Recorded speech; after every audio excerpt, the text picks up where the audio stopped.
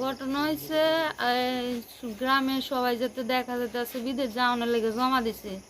বিদেশ যাওয়ানোর লেগে জমা দিছে যে এবার আমি শুনি এবার আমার স্বামী চেন্নাই যাওয়ার কথা ছিল ওই টিকেটে, মানে তাই নো টিকিট কাটতেছে না, ওই টিকেটে আমরা জমা দিছি বিদেশ যাওয়ার লাগে। তাই না কইছে 2 লাখ টাকা লাগবো মালয়েশিয়া যাইতে। কার কথা কইতাছে?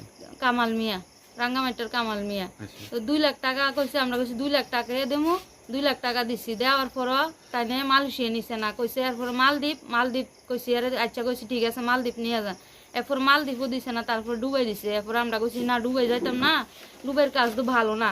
তাই নিয়ে করতেছে না ভালো, স্টামে সই দিয়ে নিব। তো আমরা কইছি আচ্ছা ঠিক আছে, এখানের মধ্যে স্টামে সই দেওয়া লাগতো না, আপনার বাড়িও এইখানে আপনার বাড়িও এইখানে।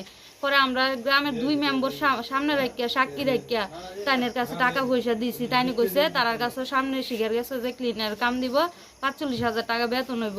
এখন নিয়ে দেখা যাইতেছে তাই নিয়ে এমন কাজ দিছে রাত যুগালি, মানে অনেক চেষ্টা করতেছে।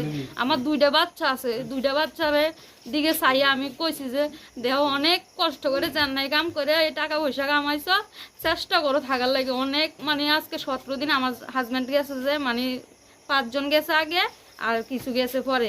আমার জামাই আগে গেছে, যাওয়ার পরে এমন এমন দেখতাছে।